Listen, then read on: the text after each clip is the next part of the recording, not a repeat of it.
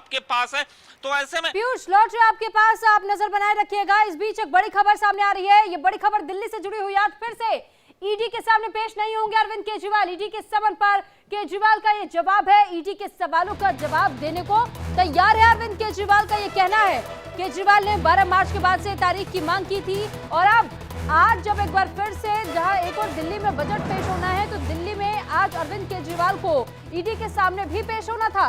और लेकिन ये खबर मिल रही है कि केजरीवाल ने 12 मार्च तक की तारीख की मांग की है और ईडी के सामने वो आज भी पेश नहीं होंगे। तो ये इस वक्त की बड़ी खबर है, बड़ी अपडेट हम आपको दे रहे हैं। अरविंद केजरीवाल से लगातार ईडी पूछताछ करना चाह रही है, लेकिन कई समन जारी करने के बाद भी अब तक ईडी के सामने पेश नहीं हुए हैं। ईडी के सवालों का जवाब नहीं दिया है अरविंद केजरीवाल ने। लेकिन अब केजरीवाल का यह कहना है कि मैं ईडी के सामने आने को तैयार हूं, लेकिन मुझे 12 मार्च तक का समय दीजिए। पीयूष शुक्ला के पास एक बार फिर से चलते हैं। पीयूष, देखिए, एक और जहां दिल्ली में बजट पेश होना था, ये कहा जा रहा था कि समन भी जारी कर दिया गया था दूसरी तरफ अरविंद केजरीवाल को पेशी के लिए, लेकिन इस बार फिर से उन्होंने ईडी के सामने पेश होने से इनकार कर दिया और एक नई तारीख की मांग कर ली। क्या यह रणनीति है कुछ आम आदमी पार्टी की?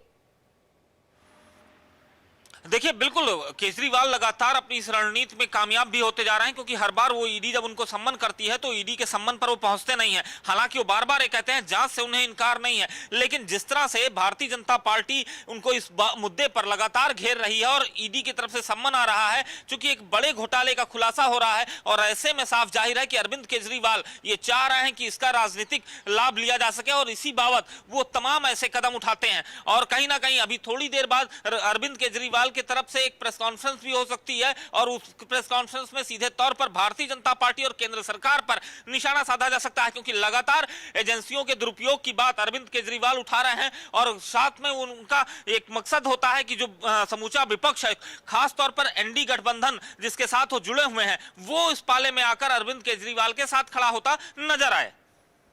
ठीक है पीयूष, लेकिन कहीं ना कहीं ये भी समझने की जरूरत हो जाती है कि हर बार एक नया तरीका वो लेकर के आते हैं कि ईडी के सामने वो क्यों नहीं पेश होना चाहते। कभी चुनाव का हवाला दे देते हैं, कभी बजट का हवाला दे देते हैं, कभी बीमारी का हवाला दे देते हैं, कभी किसी और बहाने से वो पेश नहीं होते हैं। तो 12 मार्च तक की जो तारीख उन्होंने मांगी है, ये 12 मार्च की ही तारीख क्यों? इसके पीछे भी क्या कहीं कोई और रणनीति भी उनके दिमाग में चल रही है कि 12 मार्च के बाद से कुछ और भी गेम वो बदल सकते हैं?